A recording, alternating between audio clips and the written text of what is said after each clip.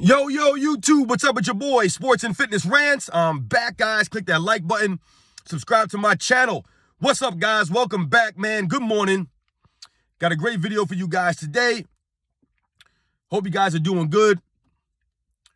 I want to thank you guys for everything. All the love, man. All the love. And we're going to continue to celebrate Michael Jordan, the greatest basketball player of all time. We're going to continue to put his career in perspective. That's what I'm doing here, guys. There's no lies. This is not my opinions. I'm hitting you guys with the facts here, man. Straight facts about Michael Jordan's career, about the 90s era, the era that he played in. Because a lot of people are throwing shade on the 90s era and Michael Jordan specifically. I'm here to put it in perspective, tell the truth. And in this video, I want to speak to something that I hear often. And I don't know if this might be a hot take, guys. I don't know. But to me, Michael Jordan was more dominant than Shaquille O'Neal. You know, we hear a lot of times people talk about, oh, Shaquille O'Neal, the most dominant player of all time. Shaquille O'Neal, he dominates, blah, blah, blah. To me, Michael Jordan was more dominant than Shaquille O'Neal. And I'm going to explain what I mean by that and how he was more dominant than Shaquille O'Neal. As usual, though, guys, you know what to do. Hit that play button, turn the volume all the way up. Listen to the information I have to tell you. Listen to my voice. You don't have to watch the videos. Just listen to the videos. Pump that volume up. There's no curses on my channel, guys. I yell and I rant, but I do not curse. There's no curses on this channel. This is a clean channel. You can pump the volume up and you can play it around your kids, or your grandma, your mama, your dad, whoever it is. Pump it up. Let them hear it. They need to hear the truth, man. And let's roll. So yes, guys, Michael Jordan is more dominant than Shaquille O'Neal ever was. Yes, that's right, guys. I don't know if that's a hot take. I ain't never really heard anybody say that before. But Michael Jordan was more dominant than Shaquille O'Neal. Guys, it's not even close to me, guys. Not even close. Now, let's start from the top here. When I say that Michael Jordan is more dominant than Shaquille O'Neal, what am I talking about? And when we hear people talk about Shaquille O'Neal's quote-unquote dominance, they're talking about his physical dominance, right? We often hear people talk about Shaquille O'Neal, the most dominant force in NBA history, right? We always hear people say that. Shaquille O'Neal himself is always, pumping himself up. I was the most dominant player since Wilt Chamberlain. I was the most dominant this. They couldn't stop me down low. He always talks about that. It's actually getting kind of corny and lame when I hear Shaq talk about how dominant he was and how he's the most dominant force. Because once again, there's a difference. Michael Jordan was way more dominant than Shaquille O'Neal ever was. Now, when we talk about Shaquille O'Neal dominance, what are they talking about? They're talking about the physical dominance of Shaquille O'Neal. Absolutely. Shaquille O'Neal physically was the most dominant force in the NBA since a Wilt Chamberlain. When we think about dominance, right? When you hear people talk about the most dominant players in NBA history, what do you always hear? You always hear the same names, right? You hear Wilt Chamberlain, you hear Shaquille O'Neal, you might even hear George Mikan, right, from the 50s, who was the dominant force before Wilt Chamberlain, before Shaquille O'Neal. It was George Mikan. They had to change the rules for this man. He was dominating the paint. Same thing for a Wilt Chamberlain. Same thing for Shaquille O'Neal. These guys were physically dominant. In the case of a Wilt Chamberlain, he might be the greatest athlete in the history of the world. He might be. But he was also a physical specimen. 7'2", 300 pounds. The guy was a freak athlete. But when we think about those three players, right, you normally would hear Wilt Chamberlain, Shaquille O'Neal's name brought up as dominant players, right? The most dominant forces in NBA history. And Shaquille O'Neal himself is, like I said, is always pumping himself up about how dominant he was. Now, like I said, guys, there's a difference between being physically dominant, which Shaq absolutely was a physical force, and being just dominant, which Michael Jordan was.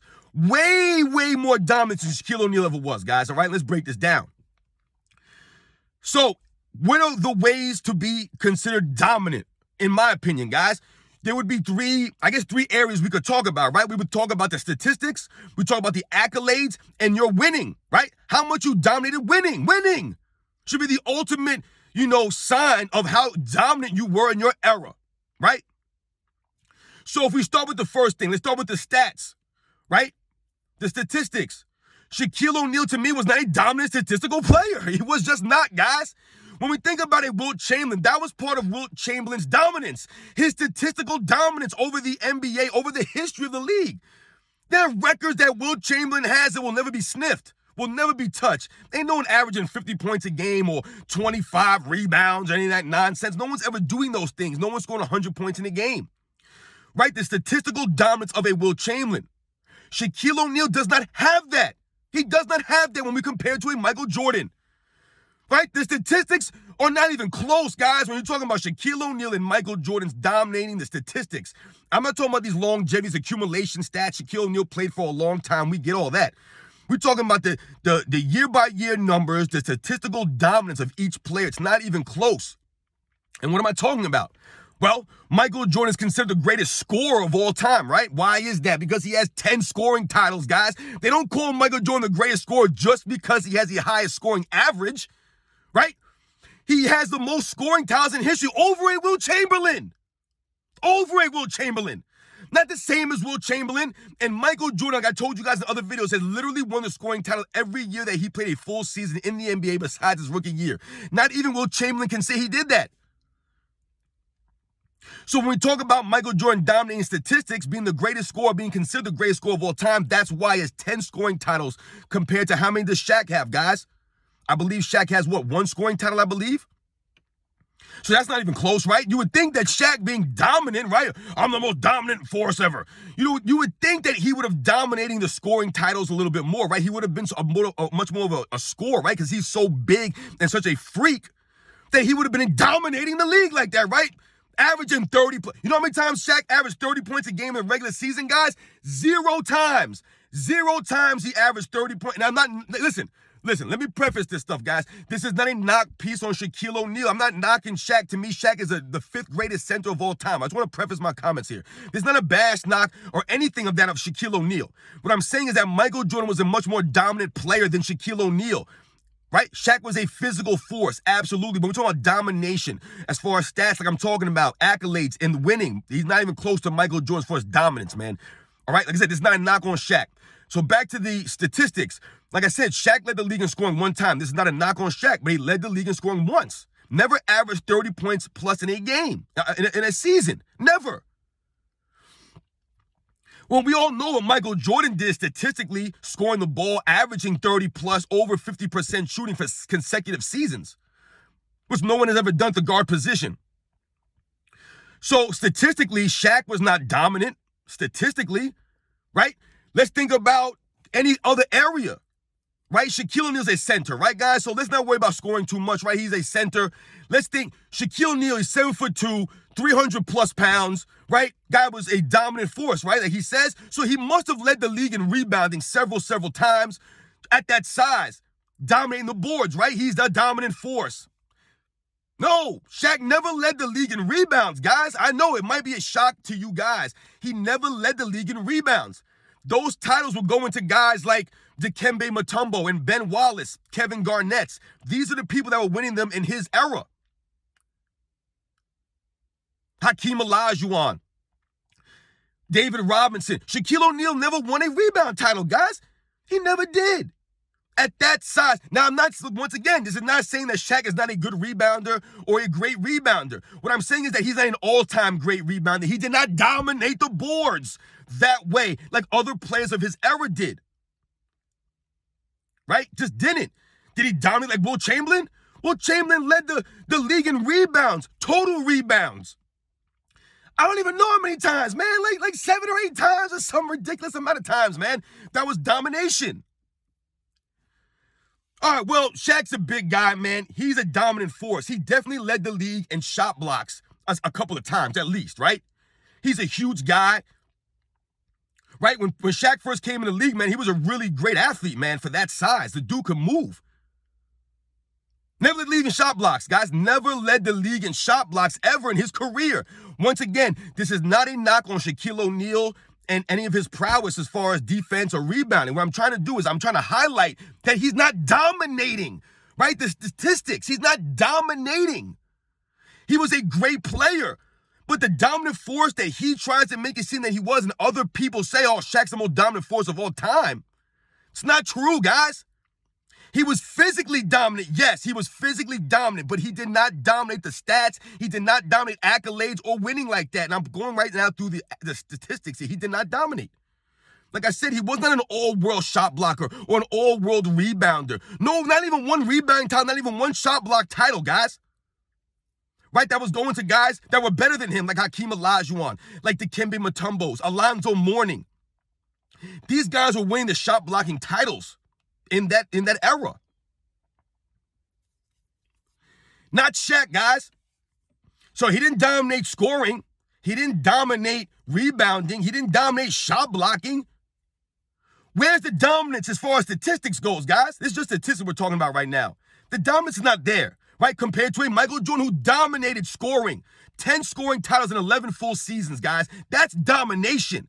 3 steal titles to go along with that.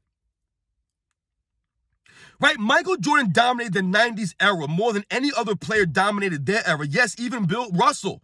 Yes, Bill Russell might have dominated the team-wise. His team won 11 titles. Absolutely. They dominated the 60s as far as a team goes. But individually, statistical? No, he was nowhere near Will Chamberlain statistical. Right?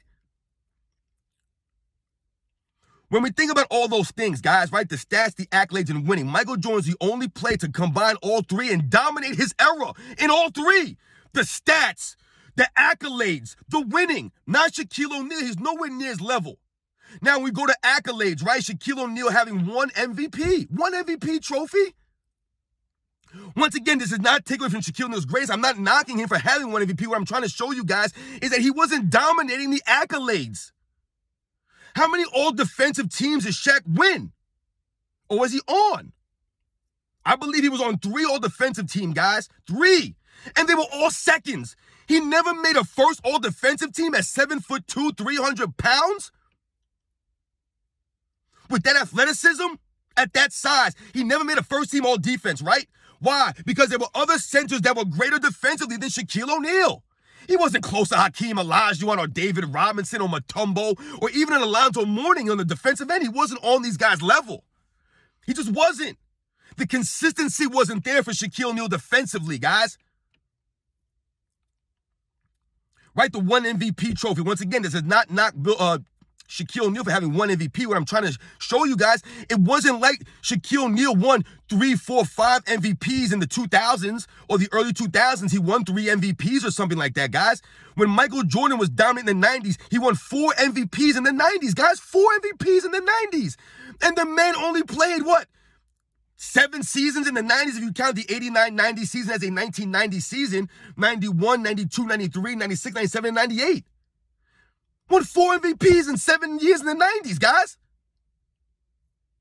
That's domination right there. It's dominating the accolades. Not to mention that he was on the all defensive team first, not second, first, during that same time period. Also winning championships. Right, I haven't gotten to the winning part, but the accolades part, right, we're talking about with the Shaquille O'Neal versus Michael Jordan, guys. I told you it's not even close. Not even close, guys.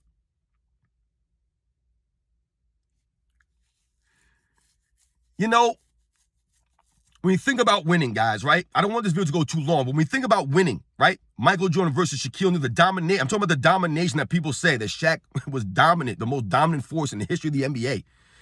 Michael Jordan was much more dominant in the 90s. He actually dominated Shaq, right? Shaq he came in the NBA in 1992-93 season as a rookie and was being dominated by Michael Jordan's Chicago Bulls. As a matter of fact, people say, and Shaq, I've even heard Shaq say this before also, that he left the Eastern Conference to get away from the Bulls, to get away from Michael Jordan.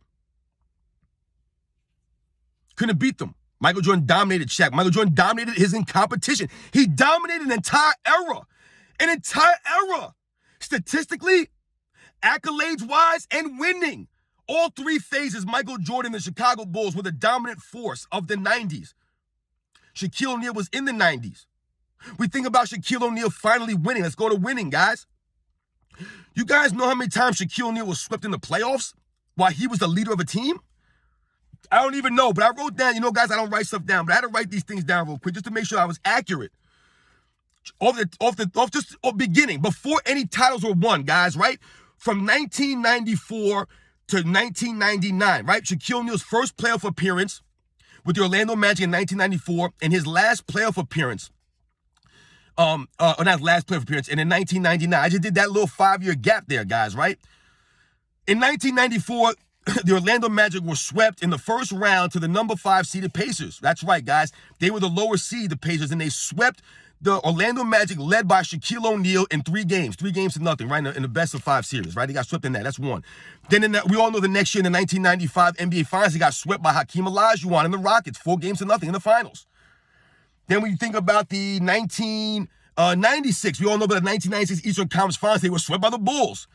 That's 3 years in a row, guys. A Shaq-led team was swept out of the playoffs. 3 years in a row, 94, 95, 96. Then in 1997, I believe that they missed the playoffs. I don't know. He didn't play in the playoffs in 1997, guys. But 1998, right? They were swept in the Western Conference Finals by the Utah Jazz, 4 games to nothing. And then in 1999, they were swept by the Spurs in the semifinal. So I just ran off 5 different instances that Shaquille O'Neal's team was swept out of there while he was the leader, the prime player of that team.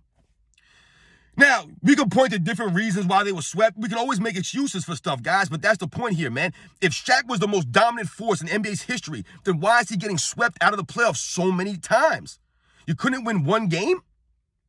And when we think about when Shaquille O'Neal started dominating, right, because we're talking about winning here, guys, when Shaquille O'Neal started dominating the NBA, right, in the early 2000s, when they won that 3 in a row in the Lakers, right, and Shaquille O'Neal was the most dominant force in the NBA, right? He was dominating the NBA Finals, putting up ridiculous stats. Think about this, guys. Now, listen, I don't want to do this, but I have to do this. We have to put this out there. All the other great centers of the 90s were all old by then, right? Dikembe Mutombo was old. Hakeem Olajuwon was done. Patrick Ewing was done, right? David Robinson was old, right? All the top centers, Rick Smith, was all old by then. These guys had all been done. They're done. They were no longer around anymore. So Shaquille O'Neal was going against guys like Tim Duncan and Ben Wallace, right? Now, listen, Tim Duncan to me is an all-time great legend, greatest power forward of all time, no doubt about it. But Tim Duncan's not a center. We know he played center from time to time, but he's not a center. He wasn't a true center to guard or to match up against a Shaquille O'Neal. Now, Ben Wallace was a center, right, in a power forward's body. Right, listen, at 6'9". So Shaquille O'Neal was able to, dominate an era when the big men were kind of being phased out in that transition from these guys like the greats, the legends that he couldn't touch. Hakeem Olajuwon, David Robinson, he couldn't beat these guys. Even Karl Malone, to a lesser degree. He could not touch Karl Malone. Karl Malone's Utah Jazz were dominating the Shaquille O'Neal Laker teams. Consistently, Karl Malone was dominating these guys, averaging 28, 30 points a game, 11, 12 rebounds a game. Shaquille O'Neal had a problem with the premier big men. Which is why I say if you look when he started to dominate in the early 2000s, who was he going against? Like I said, I'm not trying to knock Shaquille O'Neal's greatness or his legacy here. But we think about who they were playing in the NBA Finals. Yes, he had to go against a Tim Duncan, but Tim Duncan's not a true center. He's not. Who is he going against? Vlade Divac? And I love Vlade Divac. To me, he's underrated at all time. But at that point, like I said, in his career, Vlade Divac was old. He was old in the early 2000s. He was older. So Shaq was dominating these lesser guys, these guys that had gotten older. They had the mileage on them, the wear and tear. But no one ever talks about that stuff. Shaquille O'Neal to the day, like I said, he talks about how dominant he was in the NBA Finals during that three-peat. But in 2000, he was playing against Rick Smith, Rick Smith is a quality center, no doubt about it. But that was actually Rick Smith's last season, guys. He had bad feet problems almost his entire career. He wasn't healthy. And after that 2000 Finals, he retired after that season. That was it for Rick Smith. Like I said, it's not taking away from Shaquille O'Neal's greatness. What I'm saying is that he dominated Rick Smith in the 2000 Finals. Rick Smith was old and beat up and decrepit by then. He was broken down. We think about the 2001 NBA Finals against the Sixers, right? Going against the Dikembe Mutombo. Dikembe Mutombo, once again, the mileage was there. He was older by then, right? He wasn't the center of a Shaquille O'Neal. Because what we have to think about, guys, and I'm not just saying that Shaquille O'Neal didn't play against great centers and then he won. We think about the New Jersey Nets. He was playing against, once again, Mutombo again and a broken down Todd McCullough. You probably don't even know who Todd McCullough is, or a Jason Collins. You know who Jason Collins is? This is who Shaq was dominating in the finals. But what I'm trying to say, the point that I'm making about these centers, is not that to take away from Shaq, but what I'm saying is that when Shaquille O'Neal played against someone like a Hakeem Olajuwon, guys, right, in the 1995 NBA Finals, with a guy like a Hakeem Olajuwon, a David Robinson, a Patrick Ewing, and Alonzo Mourning, a healthy Rick Smith, what these guys forced Shaquille O'Neal to do is play defense against them. He couldn't just sit back on defense and relax like he could against a Jason Collins or a Todd McCullough or a Dikembe Mutombo, who these guys were not known for offensive prowess. So he could rest against some of these lesser centers. But when he was going against the prime centers in the mid to late 90s, he could do nothing with these guys. Or, like I even told you, even in Karl Malone, he couldn't do anything with these guys because these guys had offensive repertoires, had offensive games. They forced Shaq to have to play both ends of the court. He couldn't just dominate offense and then rest on D. He had to guard these guys. And we all know what Hakeem Olajuwon did to him in the NBA Finals. He destroyed him in the NBA Finals, man. I get it. It was only Shaq's, third year in the league, I want to say. There's no excuses, guys, right? There's no excuses. You were in the finals. He couldn't get one game off these guys. The dominant Shaquille O'Neal couldn't get one game. That's the point here, guys. You can't say someone is so dominant, but yet they're getting swept all the time, and they didn't dominate the other elite big men of their era. So when we think about Shaquille O'Neal versus Michael Jordan, the dominance is not there. It's not even close, guys. Michael Jordan was a much more dominant player than Shaquille O'Neal. Michael Jordan dominated an entire era of the 90s with Shaquille in it, with Hakeem Olajuwon, with Patrick Ewing, with John Stockton, with Karl Malone, with Charles Barkley, with Clyde Drexler, with all these legends all around. All over the place, legends. Gary Payton, Chris Mullin, all these guys, Tim Hardaway, Anthony Hardaway, Grant Hill, Kobe. Everybody that played in the 1990s era was dominated by Michael Jordan. He dominated the stats, the accolades, and the winning. All three phases of greatness, of dominance. That's dominance, guys. Shaq was a physically dominant player. Absolutely. He was physically imposing on teams and on players. Absolutely. But we also have to remember there were many, many times where Shaquille O'Neal had to be bailed out by Kobe or others because he was in foul trouble or he fouled out of a game or he couldn't make free throws. So what happened? They had to take Shaq out at the end of games because they were doing the hacker Shaq. And a lot of times people say that that's a feather in Shaq's cap, that they had to do the hacker Shaq on him. Shaq often talks about that, they had a hacker Shaq on me. They did that because you couldn't shoot free throws, man. They didn't do that because you were so dominant that they had to foul you. They did that to stop you because you couldn't shoot free throws. You had a glaring weakness in your game. Right? A glaring weakness. So what ended up happening, they had to take Shaq out at the end of some of these games, man. So they didn't do the hack of Shaq. Michael Jordan was never considered a liability on the basketball court. You never had to worry about Michael Jordan in late game scenarios. People have found Michael Jordan, him having to go through the free throw line and make down clutch free throws. Now listen, I will give Shaq credit. He would always say that he made them when it counts, and sometimes he did. He did make them more often than not when it counted. A lot of times he was. I give Shaq some credit on that.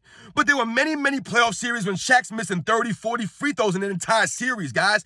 Shooting 39% in one series, 40-some%, 50-some% from the free throw line, guys. That's a weakness. That's why they implemented the hack of Shaq. It wasn't a positive on Shaq, it was a negative. He couldn't shoot free throws, so they exposed him. Right? So, guys, I know I've gone long in this video, but as we can see, it's clear that Michael Jordan was the much more dominant player in his career.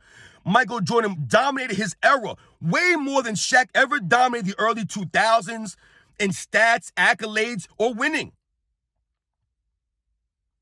No one matched Michael Jordan's greatness in the 90s. Nobody. When you look at Shaq's career in the early 2000s, you could say that Tim Duncan was on his level or better. Right? Other teams, other players were winning, accolades, dominating the statistical categories.